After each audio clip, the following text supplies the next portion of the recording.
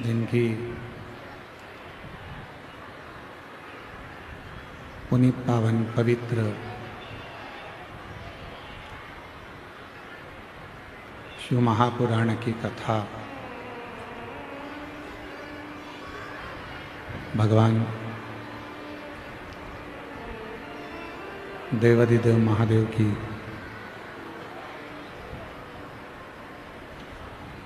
अनुपम कृपा से, करुणा से, दया से आप और हम ग्राम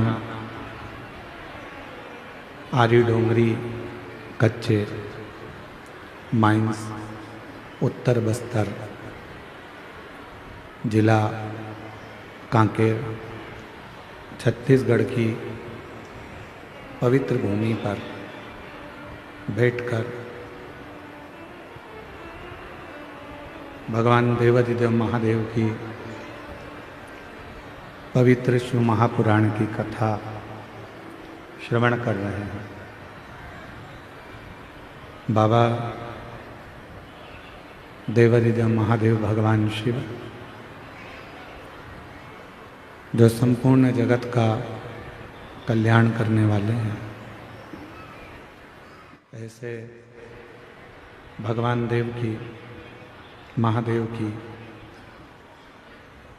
ये अनुपम माधुर्य शिव महापुराण की कथा के मुख्य यजमान श्री ब्रजलाल जायसवाल जी, श्रीमती निर्मला जायसवाल जी, जितेंद्र जायसवाल जी, श्रीमती राजकुमारी जी जायसवाल जी। एक बार जायसवाल परिवार के लिए जोरदार ताली बजाकर स्वागत वंदन अभिनंदन, जिन्होंने इस पवित्र पावन शिव महापुराण की कथा को आरी डोंगरी कच्चे गांवों में आयोजित कर कथा का लाभ सभी को दिया। एक बार जोरदार ताली बजाकर यजमान परिवार के लिए साधु होता है।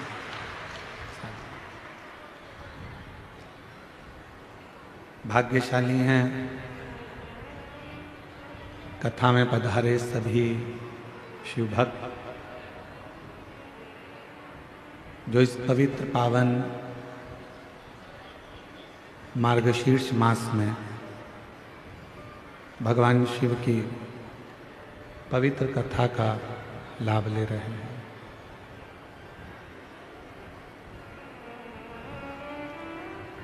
आज कथा मंडप में ही रायपुर के नज़दीक में जिन्होंने शिव महापुराण की दिव्य कथा करवाई, खंडेलवाल परिवार,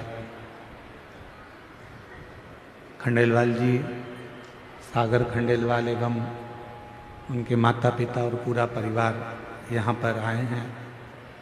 उनको बहुत बहुत साधुवाद है और पुनः फिर उन्होंने अपने ही क्षेत्र में एक बार शिव पुराण की कथा और ली है। एक बार जोरदार ताली बजाकर उनके लिए स्वागत करेंगे।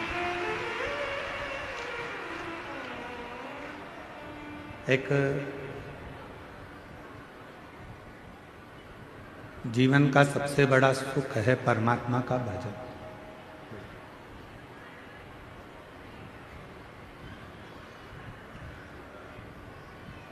संसार में जन्म लिया है, दुख पीछा नहीं छोड़ता।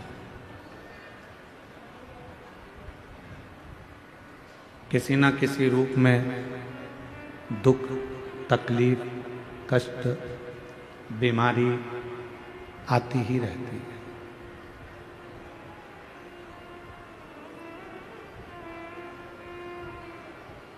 पर उस दुख को समाप्त कैसे किया जाए, उस दुख को कम कैसे किया जाए, उस तकलीफ को, उस बीमारी को समाप्त कैसे किया जाए,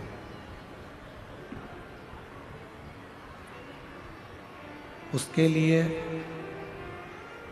सबसे ज़्यादा जरूरी है भगवान शिव की अविरल भक्ति।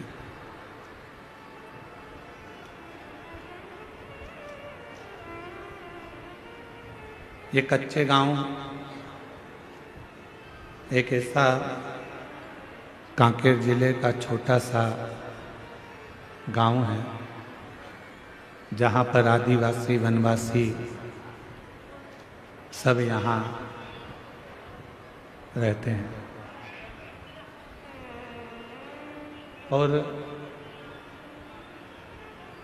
आदिवासी वनवासी क्षेत्र में ये कथा इन सभी क्षेत्रवासियों के लिए ऊर्जा देती है। जिन आदिवासी क्षेत्रवासी वनवासी क्षेत्रवासी बूढ़ा देव का पूजन करते हैं, बूढ़ा देव का आराधना करते हैं, बूढ़ा देव की साधना करते हैं, अपने बुजुर्गों से पूछें कि ये बूढ़ा देव है कौन।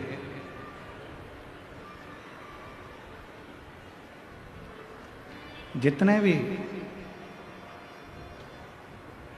अब अपने अपने बुजुर्गों से वनवासी आदिवासी क्षेत्रवासी जब पूछेंगे कि ये बूढ़ा देव है कौन, तो बुजुर्ग बताएंगे कि ये शंकर भगवान का एक स्वरूप है, शिव का एक आनंदमय प्रतिबिंब। भगवान देवाधिदेव महादेव का एक स्वरूप बूढ़ा देव महादेव के रूप में।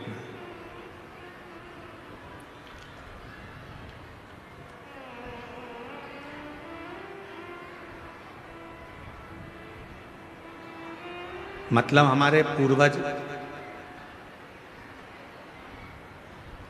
हमारे दादा परदादा, हमारे जितने बुजुर्ग रहे हैं, हमारे जितने पूर्वज रहे हैं,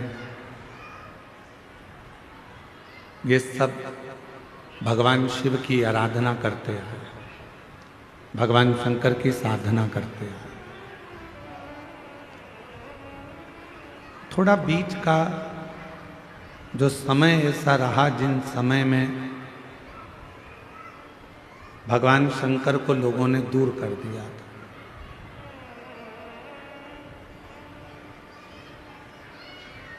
और दुनिया के लोग भगवान शिव जी से दूर होते चले गए थे, भगवान शंकर से दूरी बन गई थी।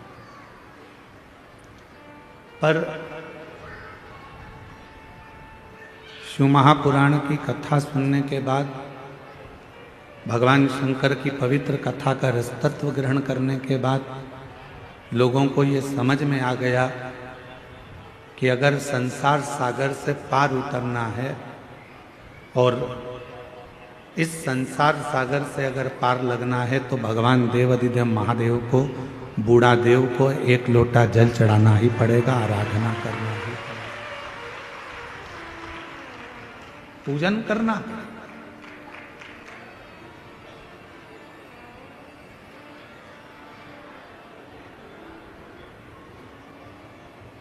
हम एक बात आपसे पूछें, उत्तर दीजिएगा कच्चे गांव वाले सब। समुद्र, विशाल समुद्र बड़े बड़े जहाज को डुबो देता है,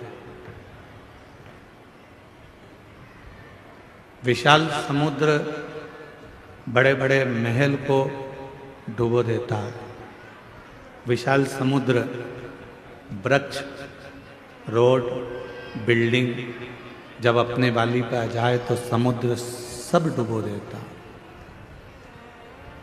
पर वो विशाल समुद्र के अंदर यदि तेल की एक बूंद गिर जाए तो क्या वो समुद्र उस बूंद को डुबो देता है? जम के बोलो, नहीं। समुद्र में इतनी सामर्थ्यता नहीं है कि वो तेल की एक बूंद को समुद्र डुबो दे। जहाज डुबो देगा, बड़े बड़े शिप डुबो देगा, बिल्डिंग डुबो देगा, वृक्ष डुबो देगा, सब कुछ डुबोने की सामर्थ्यता समुद्र के जल में है, पर समुद्र तेल की एक छोटी सी बूंद को डुबो नहीं सकता। क्यों? इसलिए तेल एकदम हल्का होता है, एकदम हल्का। उसने अपने अंदर भार तत्व को नहीं लिया है।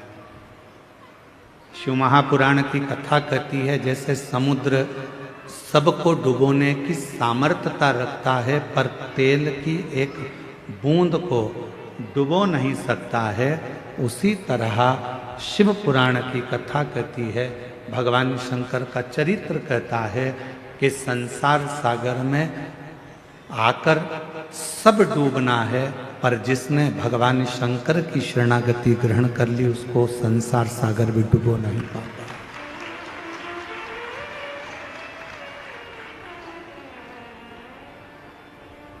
उसको संसार सागर डुबो नहीं सकता।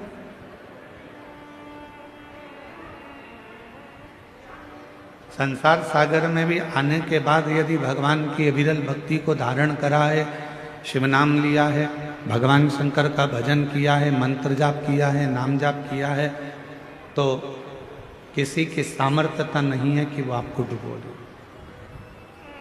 अकाल मृत्यु वो मरे जो काम करे चंडाल का, काल उसका क्या बिगाड़े जो भक्त हो महाकाल का। जो शिव का उपासक हो, जो भगवान शंकर की आराधना में डूबा रहता हो, फिर काल उसका कुछ नहीं बिगाड़ सकता।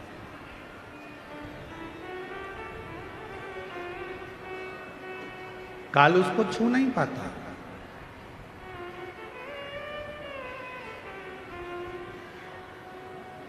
उसको छूना बड़ा कठिन हो जाता है।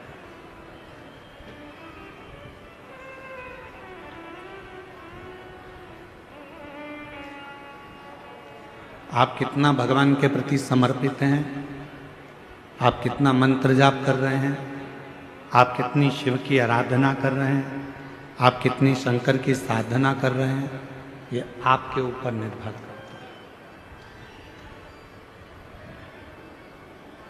संसार के लोगों की सामर्थ्यता नहीं है कि फिर वो आपको डुबो दे।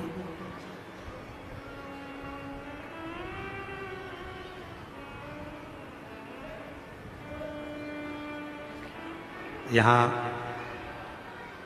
सागर खंडेलवाल जी बैठे हैं रायपुर से। कहाँ बैठे हैं? इन्होंने जब इनके यहाँ कथा हुई तो कथा होने के बाद इन्होंने अपने घर के बाहर एक बहुत बड़ा, लगभग वह स्टेज का आधे भाग में आधा भाग इतना बड़ा श्री शिवाय नमस्तुभ्यम इन्होंने अपने घर के ऊपर लिखा, अंकित करवाया। तो सूचना मिली हमको, फिर हमने इनसे बात करी कि ये श्री शिवाय नमस्तुभ्यम आपने इतना बड़ा लिखवाया, छोटा भी लिख सकते थे, क्यों लिखा? तो सागर खंडेलवाल जी कहते हैं, गुरु जी, आता जाता व्यक्ति चाहे वो जीव हो, जंतु हो, पशु हो, पक्षी हो, चाहे मनुष्य हो, किसी भी रूप में अगर श्री शिवाय नमस्तुभ्यम देखेगा तो वो तर जाएगा, इसलिए उसका विशालतम स्वरूप हमने अंकित कर। विशाल, मैं धन्यवाद देता हूँ आपको, बहुत बहुत साथ। बैठिए। एक मंत्र, एक जप, एक साधना, एक आराधना जब हम मूल रूप से ग्रहण करते हैं, मूलतः के साथ जब हम उसको भजते हैं तो वो हमें सुख देता है, हमें आनंद देता है।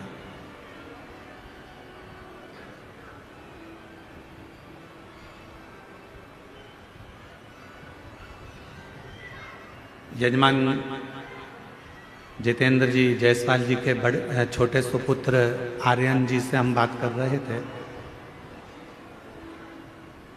जितेंद्र जी, तो आर्यन से हमने पूछा कि इस क्षेत्र में इतना विशालतम कभी कोई कथा कोई सत्संग आपके यहाँ हुआ है? तो आर्यन जी बोल रहे थे कि गुरुजी वो तो बाबा की कृपा है और भोलेनाथ जी ने इस कथा को करवाया, हमको ही नहीं मालूम पड़ रहा कि कैसे कथा चल रही है और कैसे शिव भक्त इसको श्रवण कर। आर्यन साधुवाद है आपको इस चीज के लिए। तो ये शिव की कृपा के बिना नहीं हो सकता। आप अपन सोचें कि ये अपन कर रहे हैं तो ये नहीं है। मेरा आपकी कृपा से सब काम हो रहा, मेरा आपकी कृपा से सब काम हो रहा। करते हो भोले बाबा मेरा नाम हो रहा है, करते हो भोले बाबा मेरा नाम हो रहा है। भोले आपकी कृपा से सब काम हो रहा, शंभु आपकी कृपा से सब काम हो रहा। जरूरी नहीं कि जिंदगी में हम आए हैं और हम जैसा सोचें वैसा ही हो।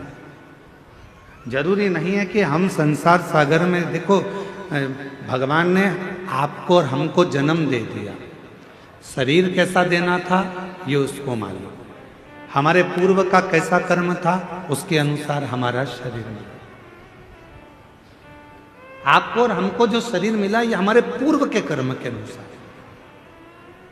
आप सुंदर बनकर जन्मे, भगवान की कृपा है। आपके हाथ भगवान ने दिए, भगवान की कृपा है। आपके पांव भगवान ने दिए, भगवान की कृपा है। नेत्र दिए, भगवान की कृपा है। जिह्वा दी, वाणी दी, भगवान की कृपा है। श्रवण शक्ति दी, भगवान की कृपा है। बुद्धि दी, भगवान की कृपा है। शरीर कैसा देना था ये परमात्मा ने हमारे पूर्व का स्मरण कर कर, पूर्व के खातों को देखकर तब भगवान ने हमको दिया। यहां जितने लोग बैठे हैं, अगर आप में से किसी ने लोन लिया हो तो बैंक वाले पुराना हिसाब देखते हैं। यहां माइंस वाले बहुत काम करते होंगे तो लोन लेना ही पड़ता होगा, है? तो लोन लेते होगे तो पुराना हिसाब देखा जाता है। पहले लिया था, जमा करा कि नहीं करा, इतना पैसा लिया था, उस बैंक से उठाया था। भले तुम दूसरी बैंक से लो लोन, पर वो पूरी बैंक उन टटोली जाती है कि इसने पैसा जमा करा कि नहीं करा, इसने जमा किया कि नहीं किया। बस जैसे बैंक का लोन देने वाला पुराना हिसाब देखता है, उसी तरह हमको जन्म देने वाला भी हमारा पुराना हिसाब देखता है। पुराना हिसाब क्या करा संसार सागर में जाकर, किसी भूखे को भोजन कराया, प्यासे को पानी पिलाया, भगवान का मंत्र जाप किया, नाम जाप किया, किसी को सहायता प्रदान करी, किसी को शिक्षा प्रदान करी, किसी को चिकित्सा प्रदान करी। वो पुराना हिसाब देखता है और पुराना हिसाब देखने के बाद हमारा शरीर देता है। हमारे शरीर में कोई भी थोड़ी सी भी कमी रखता है, समझ लेना हमारा पूर्व का दिया हुआ है। महाराज कुछ हमने श्रेष्ठ ना करा हो, श्रेष्ठ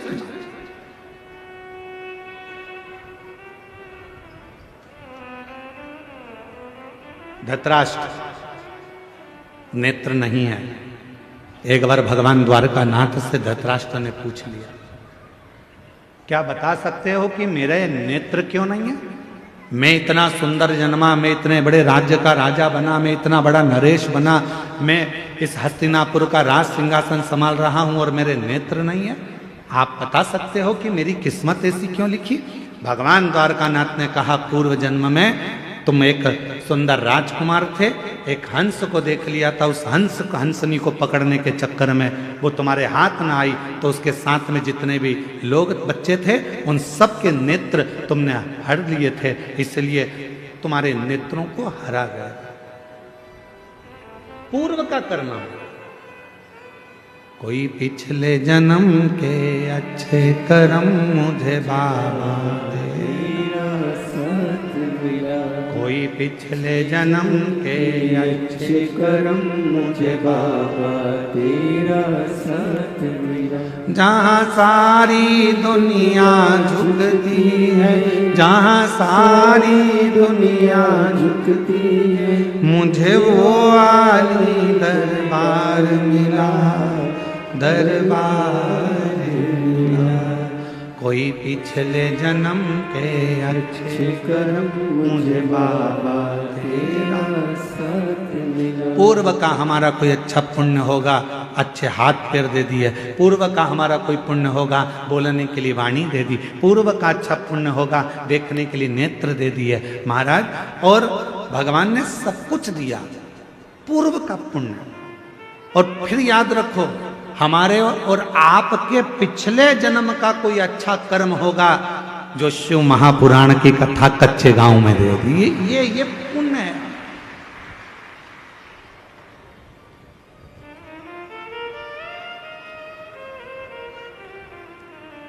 यहां से जाने के बाद भगवान को धन्यवाद देना, तूने बड़ी कृपा करी, हमारे गांव के पास में कथा करवा दी, मैं जाके कथा सुन ली, तूने बड़ी कृपा करी, मेरे दोनों पांव अच्छे चलकर गई, तूने बड़ी कृपा करी, गाड़ी से पहुंच गई, तूने बड़ी कृपा करी, बैठने की जगह भी दे दी, तूने बड़ी कृपा करी, कथा सुनने के लिए कान भी अच्छे दिए। एक आध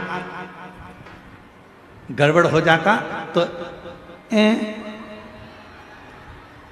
फिर ध्यान लगा कर सुनना पड़ता। तूने बड़ी कृपा करी, मेरे दो नेत्र दिए, अगर एक भी गड़बड़ कर देता तो देखने में आनंद, दर्शन में आनंद नहीं आता। तूने बड़ी कृपा करी कि मेरी मुख में वाणी दी, महाराज जब भजन गा रहे थे उनके साथ मैं भी गा रही थी। ये तेरी कृपा है, ये तेरी उदारता है, ये तेरी करुणा। और प्रभु भगवान से कहते रहना, भोलेनाथ ऐसी कृपा करना मेरे बूढ़ा महादेव, ऐसी कृपा करना बूढ़ा देव, ऐसी कृपा करना मेरे महादेव, ऐसी करुणा करना मेरे बाबा कि मेरे शरीर को ऐसे ही चलाते फिराते रहना, इसको पलंग पर मत पटक देना, इसको कहीं हॉस्पिटल में मत पटक देना, चलाते फिराते। पूर्व का कर्म है हमारा। होते हैं कई लोग ऐसे भी होते हैं जिनको खूब समझाओ, पास में कथा हो रही है चले जाओ, भगवान का नाम ले लो, एक लोटा जल चढ़ा दो, भगवान की भक्ति कर लो, पर वो करने को तैयार नहीं होते। उनके रहते हैं, नीम के पेड़ के नीचे कितनी भी गुलाब जामुन की चाशनी डालो, नीम मीठी हो जाएगी? बोलो तो नहीं। नीम के पेड़ के नीचे कितनी भी तुम एक काम करो, जलेबी का घोल डाल दो, मीठी होगी? नहीं। चलो जान दो। अच्छा, करेले के पेड़ के नीचे, करेले के पौधे के नीचे, करेले की बेल के नीचे आप गुलाब जामुन की चाशनी डालो, रसगुल्ले की चाशनी डालो, क्योंकि वो रसगुल्ला खाने के बाद उसका पानी तो काम आता ही नहीं है। तो एक काम करें अपन कि करेले की बेल के नीचे डाल देते हैं, तो करेला मीठा हो जाएगा। हो जाएगा?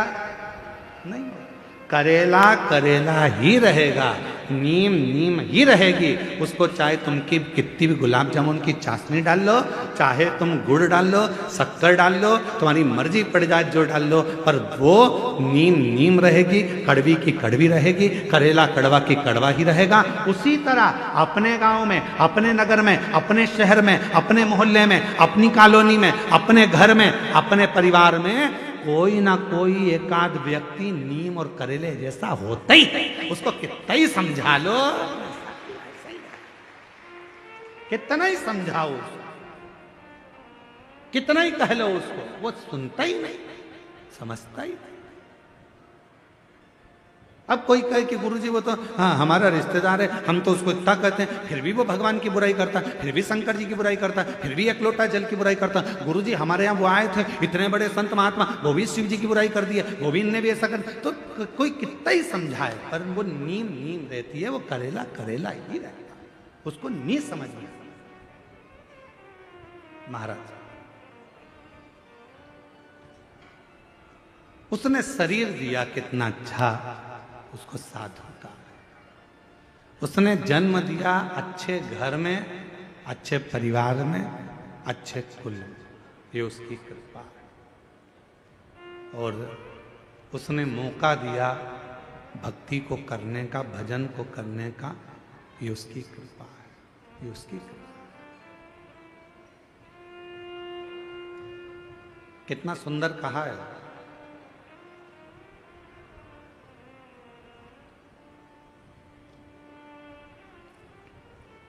एक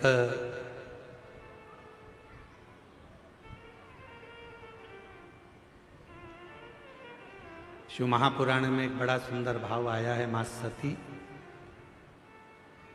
भगवान माता पार्वती और भगवान शिव का एक बड़ा सुंदर संवाद। अब ये आपके ऊपर निर्भर करता है कि आप उसे कितना ग्रहण करते हैं। एक बार माता पार्वती भगवान शिव जी के साथ में काशी भ्रमण के लिए चली।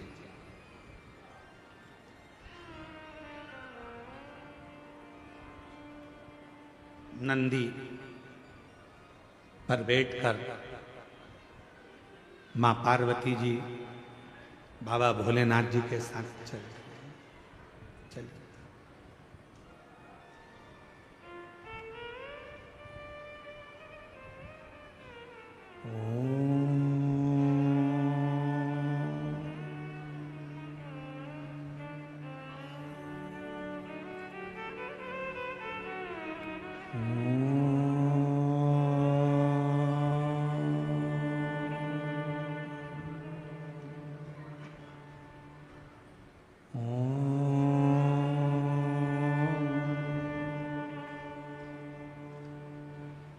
नाद हो रहा है ओम का।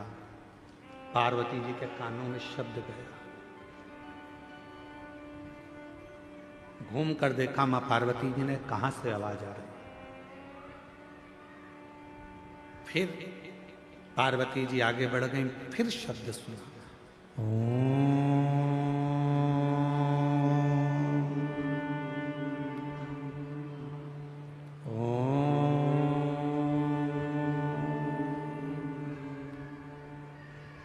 फिर पार्वती जी ने नंदी को रोका, नंदी रुको, जरा ठहरो नंदी। रुका नंदी। शिव जी ने पूछा, पार्वती क्या बात है, तुमने नंदी को क्यों रोका है? पार्वती जी कहती है, मुझे कोई मंत्र का जाप कर रहा, कोई मंत्र भज रहा, और कोई मंत्र का जाप कर रहा है, इसलिए मेरा मन कर रहा है कि एक बार उसको देखूं तो सही, कौन मंत्र का जाप कर रहा है।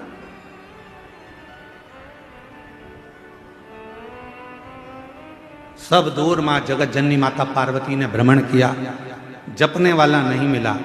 फिर नाद हुआ,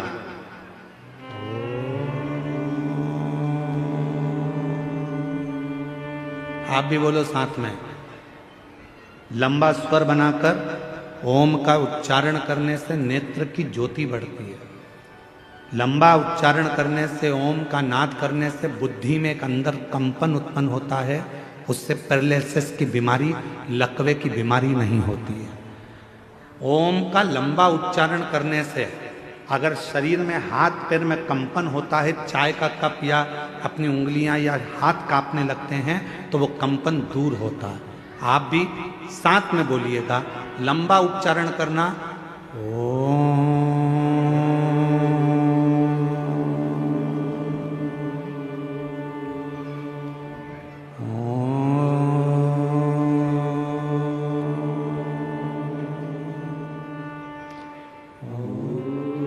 लंबा उच्चारण करते हुए, वाणी को स्थिर करते हुए, नेत्र को बंद कर कर हृदय के अंदर झांकते हुए उच्चारण करेंगे। लकवे की बीमारी नहीं होगी, पैरालिसिस नहीं होगा, हाथ का कंपन दूर होगा और बुद्धि तीव्र होगी। साथ में बोलते चले,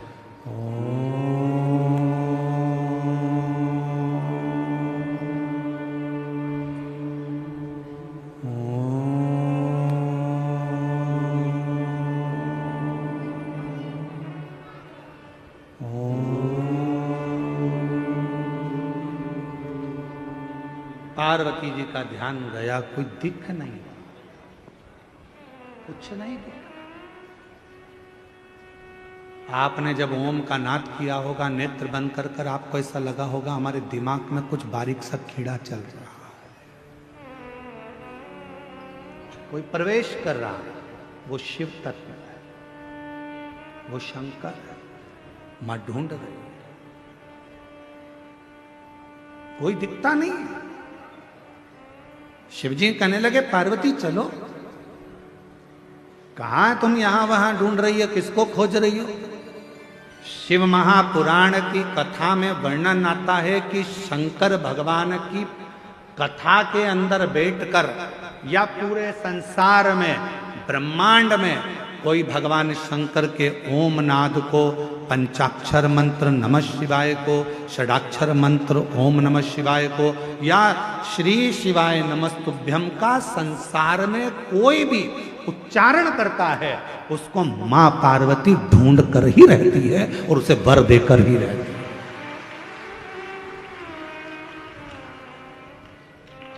मेरी मां जगत जननी उसको वर प्रदान करती है।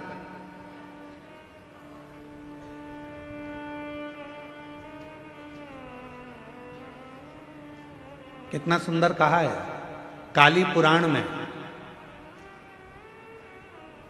मां काली पुराण में एक वर्णन आता है, जब रक्त बीज को मारने का समय आता है तो मां काली पुराण में वर्णन आता है कि मां आद्य शक्ति से पूछा गया, ये इतने विकराल असुर हैं, राक्षस हैं, इनका संहार तुम्हें करना है तो तुम इनको कैसे मार सकती हो? तो मां आद्य शक्ति, काली पुराण में वर्णन आता है कि मां आद्य शक्ति ने कहा, जब मैं किसी एक मंत्र को पकड़ लेती हूं और उस मंत्र का बार बार उच्चारण करती हूं तो वो मंत्र मुझे अंदर से शक्ति प्रदान करता है और रक्त बीज जैसे राक्षस तो यूं ही मर जाते हैं, असुर संहार हो जाता है। नेत्र बंद कर कर सब एक बार फिर उच्चारण के साथ लंबे ओम नाद, शरीर के रोगों को दूर करने के लिए, शक्ति को प्रदान करने के लिए, शिव भक्ति को प्रदान करने के लिए, जितने आस्था चैनल पर बैठे हैं, जितने फेसबुक यूट्यूब के सामने कथा सुन रहे हैं, जितने पंडाल में कथा सुन रहे हैं, बड़े प्रेम के साथ लंबी श्वास के साथ में उच्चारण करेंगे, मां आद्य शक्ति हमको स्मरण करेगा।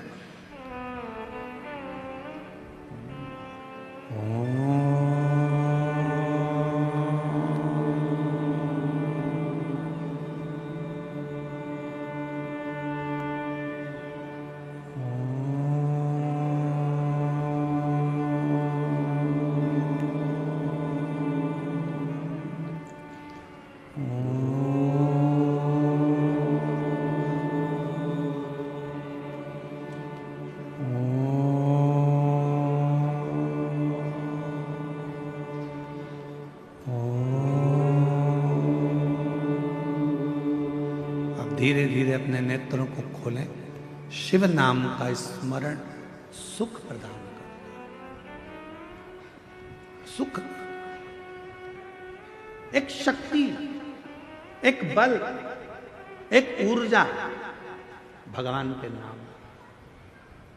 काली पुराण में कहा मां आद्य शक्ति दुर्गा भवानी ने कि मैं रक्त बीज असुर का संहार तो भगवान के नाम के उच्चारण से कर देती हूं। याद रखना, दुनिया के लोग पूछते हैं श्री शिवाय नमस्तुभ्यम में क्या है, श्री शिवाय नमस्तुभ्यम बोलने से क्या होता है, श्री शिवाय नमस्तुभ्यम दरवाजे पर लिखने से क्या होता है, श्री शिवाय नमस्तुभ्यम अपनी गाड़ी पर लिखवाने से क्या होता है, श्री शिवाय नमस्तुभ्यम अपनी फैक्ट्री पर लिखवाने से क्या होता है, श्री शिवाय नमस्तुभ्यम अपनी दुकान पर लिखवाने से क्या होता है। शास्त्र कहता है तुम्हारी जिंदगी में अगर दुख प्रवेश कर रहा होगा तो वो मंत्र को पढ़ते से ही बाहर निकल जाएगा, भीतर प्रवेश नहीं करता। मंत्र में वो बल होता है, मंत्र में वो शक्ति होती है। श्री शिवाय नमस्तुभ्यम, श्री शिवाय नमस्तुभ्यम, श्री शिवाय नमस्तुभ्यम। बोलो बोलो सब बोलो, श्री शिवाय नमस्तुभ्यं। श्री शिवाय नमस्तुभ्यं। श्री शिवाय नमस्तुभ्यं। उस मंत्र का उच्चारण करना मूल हो जाता है। पार्वती मैया ढूंढ रही हैं, कोई मिलता नहीं है। शिवजी उनको ले गए काशी में एक स्थान पर, तट पर माँ गंगा के बैठ गए। शंकर भगवान को नमन कर कर माँ पार्वती जी वहां से चल दी और पार्वती मैया भ्रमण करने के लिए गई, ढूंढने के लिए गई। जो मंत्र जप रहा था, जो मंत्र का उच्चारण कर रहा था, जो मंत्र को पढ़ रहा था, वो कौन है, कहाँ है, दिखता नहीं है। माँ उस पार्वती मैया उस काशी खंड के अंदर, माँ काशी की नगरी में उस जीव को ढूंढ रही हैं, जो उच्चारण कर रहा है, जो जप रहा है, मंत्र का उच्चारण कर रहा है। और तभी पार्वती मैया भ्रमण करने के लिए निकली। ढूंढते ढूंढते ढूंढते ढूंढते माँ आद्य शक्ति, माँ जगत जननी, माँ पार्वती जी उस व्यक्ति को देख, वो मिल गया। जो मंत्र का जाप कर रहा था वो मिल गया, जो मंत्र का उच्चारण कर रहा था वो प्राप्त हो गया, जो मंत्र को भज रहा था मिल गया।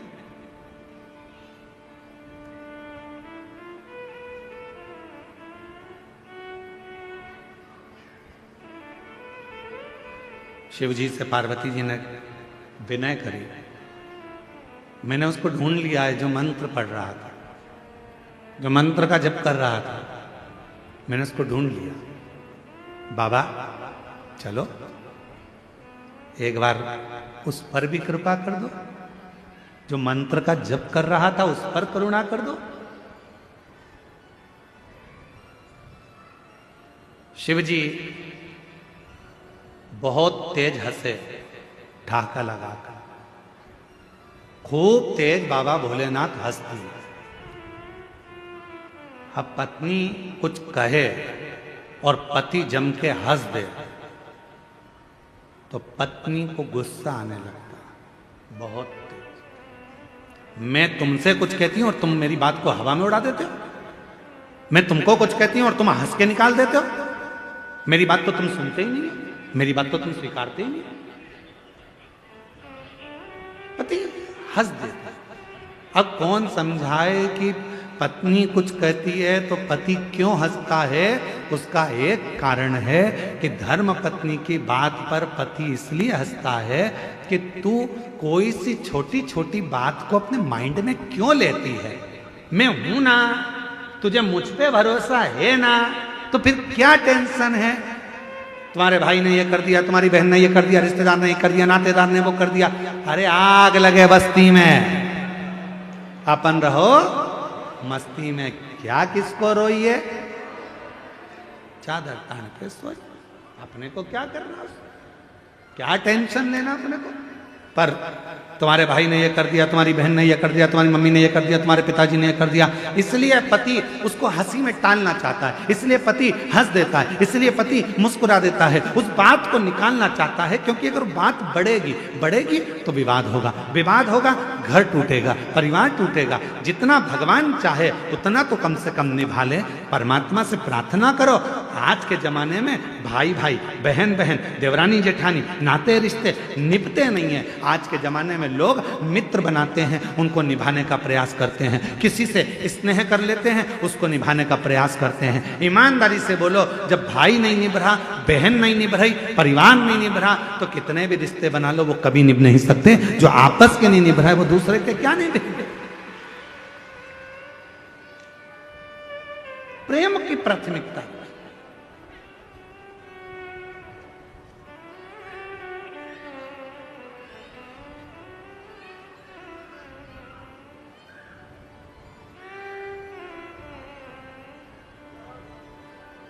हमारे यहाँ कुबेरेश्वर बाबा के पवित्र धाम में कई लोग आते हैं, साथ में बर्तन भी लाते हैं, आटा भी लाते हैं, दाल भी लाते हैं, चावल भी लाते हैं।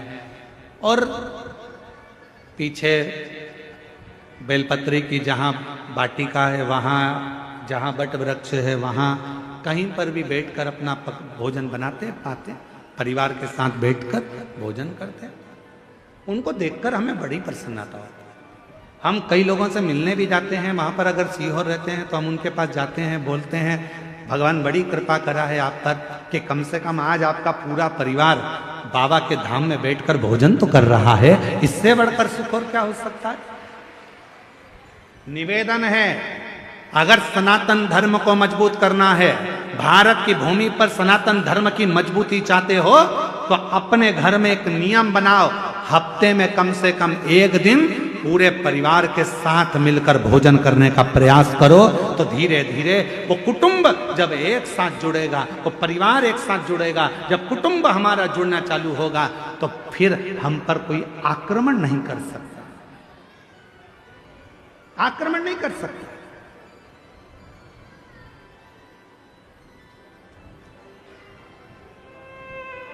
पहले ऐसा नियम था, जिसका बड़ा घर होता था ना उससे लोग झगड़ा कम करते थे। पहले देख लेते थे कितने भाई हैं, 9, उनके बच्चे कितने हैं, सबके मिला के 12। पहुंच मत जाना, धुन देंगे पकड़ के, चले ही मत जाना। देखते थे बड़ा परिवार है, झगड़ा नहीं करना, बड़े परिवार है, लड़ना नहीं है, बड़ा परिवार है, इनकी बहुत दूर दूर पहचान है, वाह वाह वाह, सब भाइयों की, एक की ससुराल उसकी यहाँ है तो एक की ससुराल उसकी यहाँ है, 9 तो यही है, ससुराल वाले गिन लो तो ऐसे 150-200 है। भीड़ मत जाना, लड़ मत लेना। विचार लड़ाई ना हो, परिवार में कुटुंब में एकजुटता रखिए, थोड़ा जुड़ने का प्रयास करो, थोड़ा जोड़ने का प्रयास करो। अब शिव जी मुस्कुरा दिए, भगवान शंकर बहुत तेज ठाका लगाकर हंसे, और बाबा देवाधिदेव महादेव ने जैसे ही ठाका लगाकर हंसे, शंकर भगवान जैसे ही हंसे तो पार्वती जी को थोड़ा सा गुस्सा आ गया। पार्वती जी ने कहा, प्रभु मैं इतनी जरूरी बात आपसे कह रही हूं और आप हंस रहे, आप मुस्कुरा रहे। भगवान भोलेनाथ जी ने कहा, पार्वती तू क्या कहना चाहती है मैं जानता हूं। तो पार्वती जी ने कहा, बताओ क्या कहना चाहती है। शिव जी कहने लगे, पार्वती तू कहना चाहती है कि वो जो मंत्र जप रहा है उसको वर प्रदान करने चलो, उसको आशीर्वाद देने चलो। पर पार्वती मैं उसको वर प्रदान करने नहीं जाऊंगा, मैं उसको आशीर्वाद देने नहीं जाऊंगा। पार्वती जी कहने लगी, ऐसा तो हो नहीं सकता, आपको चलना तो पड़ेगा। पार्वती जी कहने लगी, क्यों नहीं जाओगे।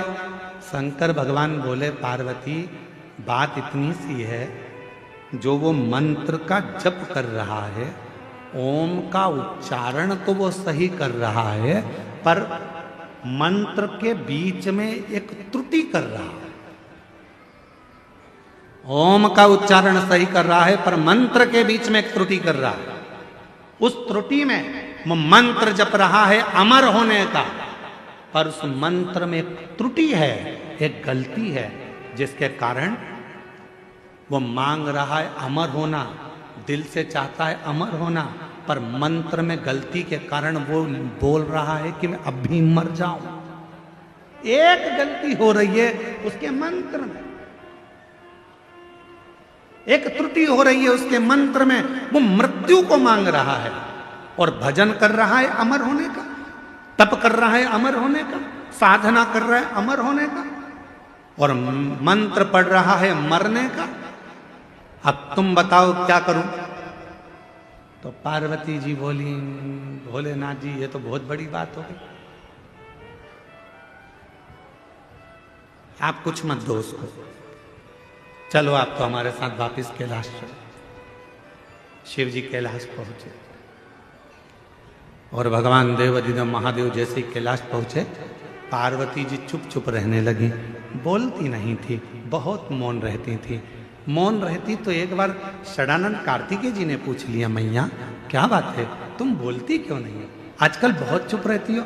गणेश जी ने पूछा, माँ आप बोलती नहीं हो, बहुत चुप रहती हो, कुछ बोलती नहीं हो। शंकर भगवान को मालूम पड़ा कि पार्वती कुछ बोलती नहीं है, आजकल चुप रहने लगी है। तब शिव जी ने पूछा, पार्वती बात क्या है। जिस दिन से तुम काशी से आई हो उस दिन से तुम मौन हो, चुप हो, कुछ बोलती क्यों नहीं हो? तब पार्वती जी ने कहा, स्वामी मेरे मन में एक संशय है। क्या संशय है पार्वती? मेरे मन का संशय यह है स्वामी कि वो जो काशी में जप रहा था, मंत्र गलत पढ़ रहा था और मांग सही रहा था, ऐसे ना जाने संसार में कितने लोग होंगे। महाराज भोले बाबा, आपके डमरू की नाद से, आपके गंगा की धार के जल से करोड़ों करोड़ों मंत्र बने हैं।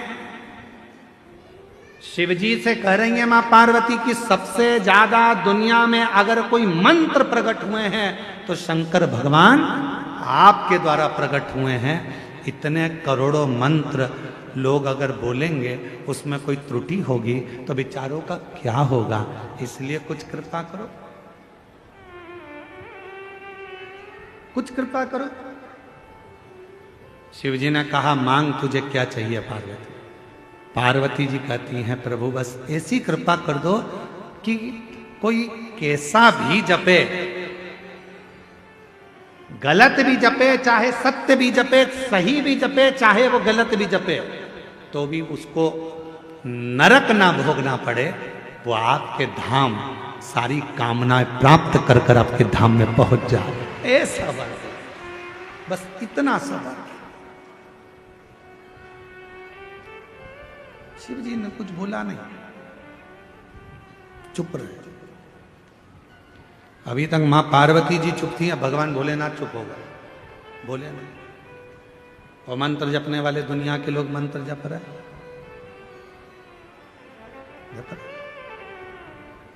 ओम नमः शिवाय, ओम नमः शिवाय, ओम नमः शिवाय, नमः शिवाय, हरिहर नमः शिवाय, गोरा नमः शिवाय, हरिहर नमः शिवाय, गोरा नमः शिवाय, ओम नमः शिवाय, ओम नमः शिवाय। जपने वाले जप रहे हैं, भजन करने वाले भजन कर रहे हैं, मंत्र बोलने वाले मंत्र कर रहे हैं, साधना करने वाले साधना कर रहे हैं। शिव जी मौन हो गए, पार्वती जी से रहा नहीं गया। भोले बाबा के पास एक लोटा जल चढ़ाकर बोली, आप चुप हो जाओगे तो हम कहाँ जाएंगे, कृपा करो, कुछ तो करुणा करो।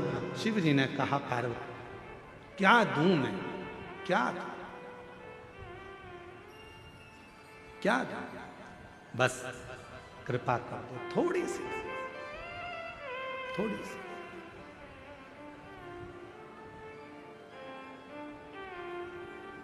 आप तो दयालु हो। पार्वती जी ने कहा, मैंने मेरे पिता हिमालय राज के मुख से सुना था, शंकर भगवान के शिवलिंग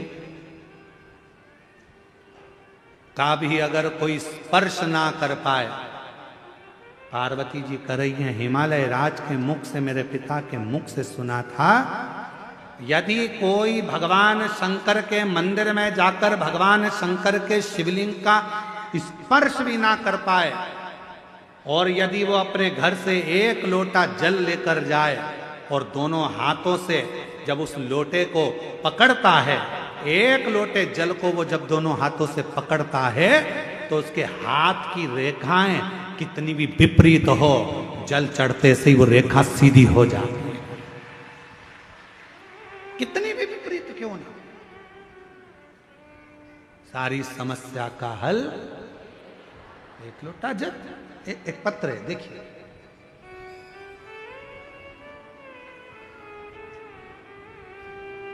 रेखा कैसे सीधी होती है उसको इस पत्र में देखिएगा, ठीक है।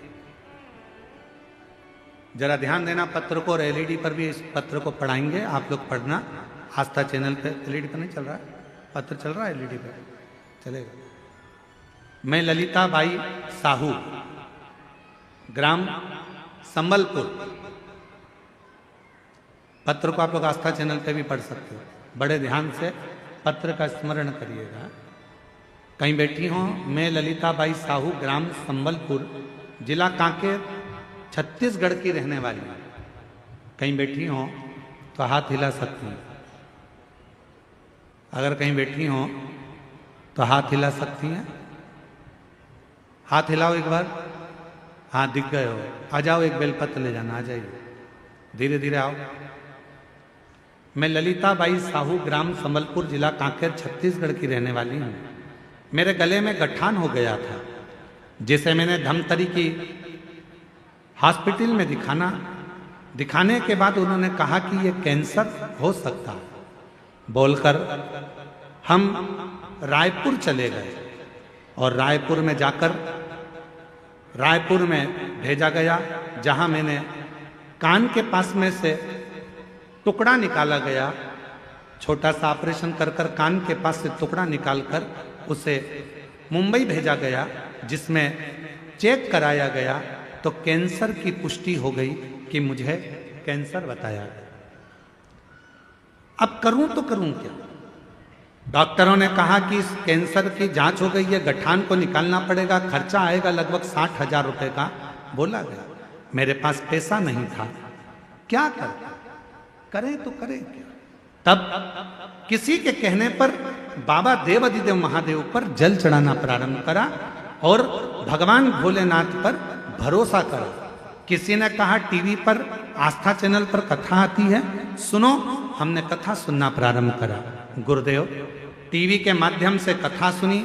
एक लोटा जल शिवलिंग पर अर्पित करना चालू करा, जल का सेवन करना शुरू करा, पीना चालू करा, और 3 से 4 महीने में मेरा पूरा रिपोर्ट नेगेटिव आ गया। मैं बाबा को यहाँ प्रणाम करने के लिए, मेरा कैंसर पूर्ण तरह से समाप्त हो गया। ये जिंदगी में पहली बार ऐसा देखा। क्या करता है शिव? आप भगवान, उन्होंने लिखा है, हम रिपोर्ट भी लगा रहे हैं इसके अंदर, पूरी रिपोर्ट भी लगा कर भेजी। और तेरी कृपा का क्या है भरोसा, कब किस पर हो जाए, जरा सी हम पर कर दो, जरा सी। आप शिव जी के मंदिर जा रहे हैं, भगवान शंकर के मंदिर में जाकर लोटा जल चढ़ा रहे हैं। शंकर भगवान के शिवलिंग का यदि आप स्पर्श भी ना कर पाए, कोई बात, स्पर्श भी ना कर पाए तो कोई बात नहीं है।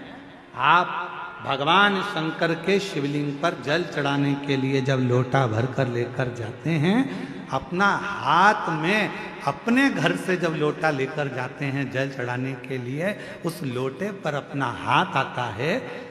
देखो, हाथ के निशान बड़े काम आते हैं, बड़े काम।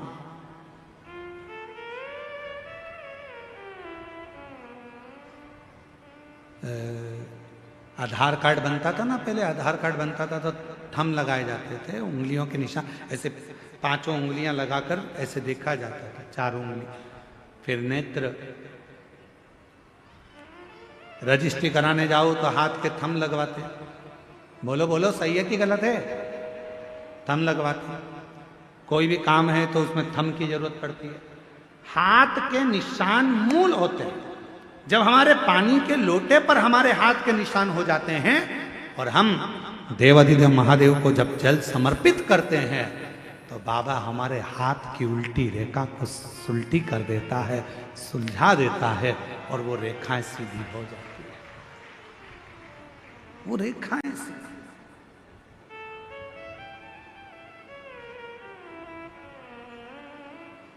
क्या नहीं देता शिव, क्या नहीं प्रदान करता। रेखा कैसे नहीं सुधरती? एक पत्र और है, देखो जरा कितना सुंदर पत्र है, वो भी देखिए।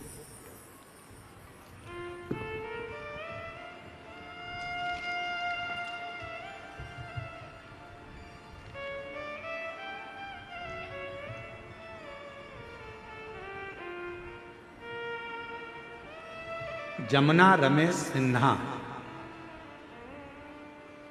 जरा गांव का नाम बोलो पढ़ के।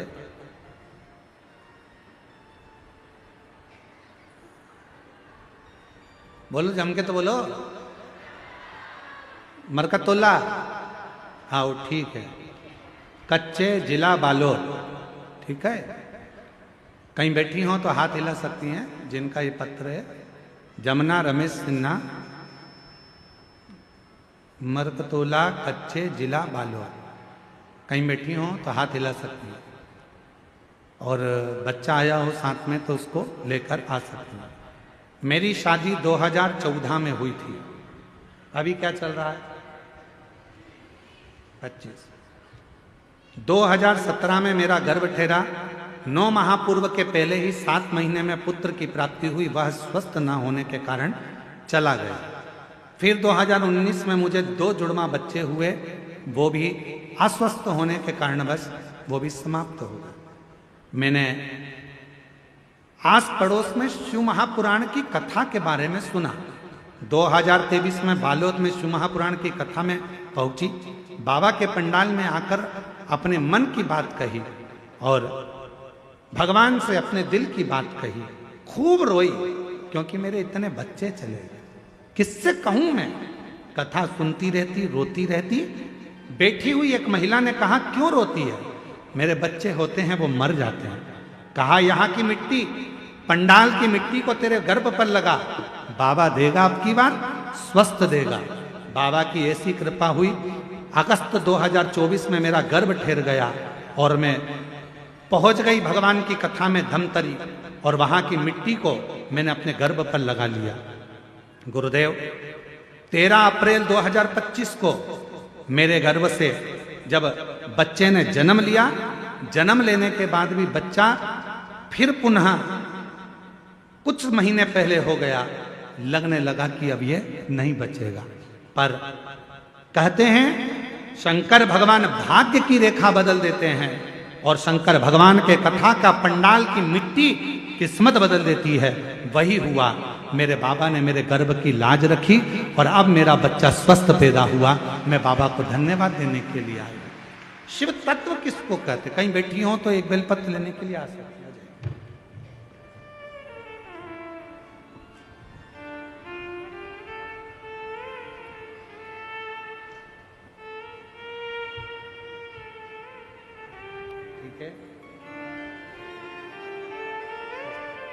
खाली न जाता कोई दर से तुम्हारे, खाली न जाता। जोरदार ताली बजाओ। कैंसर की रिपोर्ट नील हो गई। ये शिव की कृपा है, उदारता है। हमारे बीच में भानु प्रतापपुर से विधायक महोदय श्रीमती सावित्री मांडवी जी आई हुई हैं। मैं उनको आमंत्रित करता हूं वो व्यासपीठ का पूजन करें। जोरदार ताली बजाकर उनका स्वागत करें।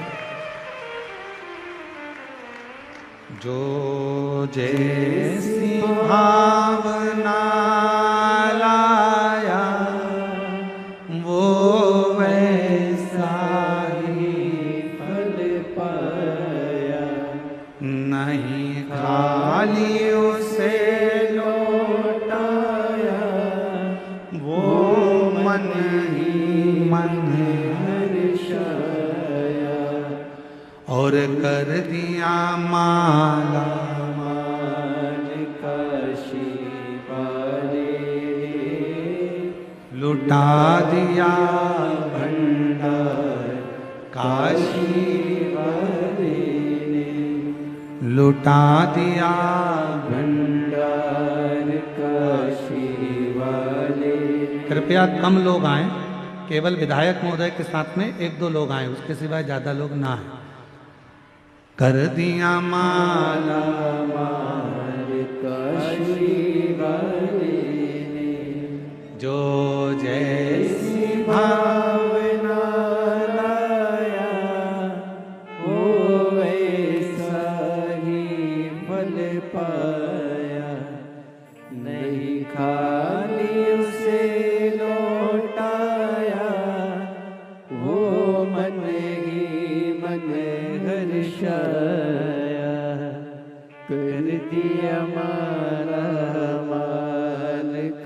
काशी वाले ने लुटा दिया भंडार काशी वाले ने कर दिया माल काशी वाले ने कर दिया माल काशी वाले ने लुटा दिया भंडार काशी वाले ने कर दिया माल काशी वाले ने लुटा दिया भंडार काशी वाले ने। एक बार जोरदार ताली बजाएं माननीय विधायक महोदय।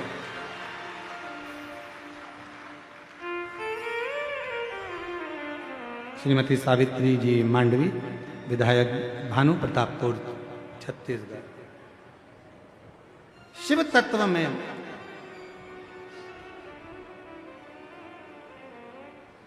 भगवान देवाधिदेव महादेव की सेवा में, भगवान शंकर की अविरल भक्ति में, शिव जी को एक लोटा जल चढ़ाने में, शिव महापुराण की कथा पंडाल में सुनने में वो शक्ति, वो बल होता है। किस जगह पर कब काम आता है आपको भी समझ में नहीं आता कि वो बल कहाँ है, वो शक्ति किस जगह काम है।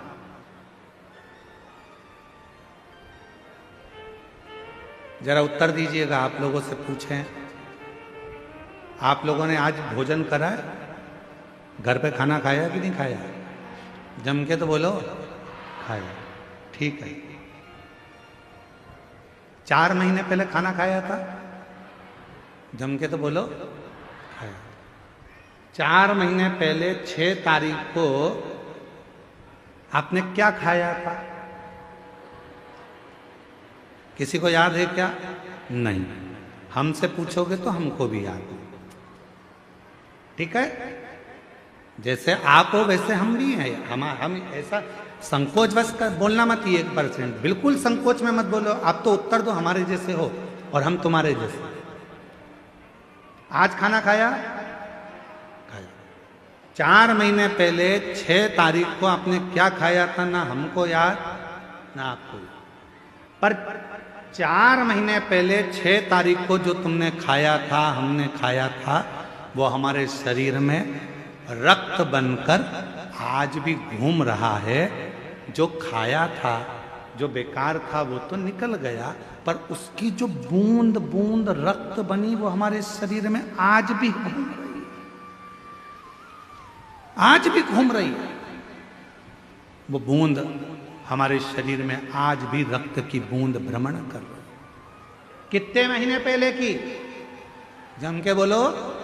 4 महीने पहले जो खाया था, उसके खाए हुए भोजन से, ग्रहण करे हुए भोजन से जो रक्त बना था, उस रक्त की बूंद हमारे शरीर में आज भी भ्रमण कर रही है, घूम रही है, शरीर को ऊर्जा दे रही है। भले वो बूंद आज की नहीं, पुरानी है, पर काम आज भी आ रही है। उसी तरह तुमने अगर कथा के पंडाल में बैठकर शिव महापुराण की कथा को सुना है, तुमने 1 लोटा जल देवाधिदेव महादेव को चढ़ाया है, तो तुम्हारा चढ़ाया गया जल और तुम्हारी इस कच्चे गांव में सुनी हुई कथा एक ना एक दिन तुम्हारे काम जरूर आएगी, तुम्हारे सामने खड़ी होगी। एक दिन वो तुम्हारे सम्मुख में आएगी, जब तुम्हारी दुख की कोई घड़ी होगी, कोई पल, कोई क्षण, कोई कष्ट का होगा, कोई तकलीफ का होगा, तब तुम्हारे को याद आएगा, मैंने कच्चे गांव में कथा सुनी है, वहां की मिट्टी को मैं आरती होने के बाद, जब आरती पूरी हो गई, आरती होने के बाद जब मैं वहां से चली तो वहां की मिट्टी को मैंने अपने शरीर पर लगाया था। वहां की थोड़ी सी मिट्टी मेरे पास में रखी है। मैं कंकर शंकर की पूजन कुबेरेश्वर धाम कर कर आई थी। मैं कुबेर भंडारी के यहाँ सीहोर गई थी, वहां मैंने कंकर शंकर की पूजन करी थी। वहां से मैं रुद्राक्ष लाई थी, कंकर लाई थी, वो कंकर मेरे पास रखा है। मेरे तकलीफ नहीं रह सकती। अगर तकलीफ आई है, कष्ट आया है, दुख आया है, तो निश्चित है कि वो दुख मिटेगा जरूर। और तुमने उस कंकर को एक लोटा जल चढ़ाना प्रारंभ करा, रुद्राक्ष को गलाकर शिव को चढ़ाना प्रारंभ करा, पंडाल की मिट्टी को शरीर पर लगाना प्रारंभ करा। बेटे ने कहा मम्मी मुझे ये तकलीफ है, मेरा ये काम अटक रहा है, और तुमने कहा चिंता मत कर, ये रुद्राक्ष लेकर जा, बाबा पूर्ण करेगा। और बाबा ने पूर्ण कर दिया। वो काम आएगा, आज नहीं तो कल, पर आएगा।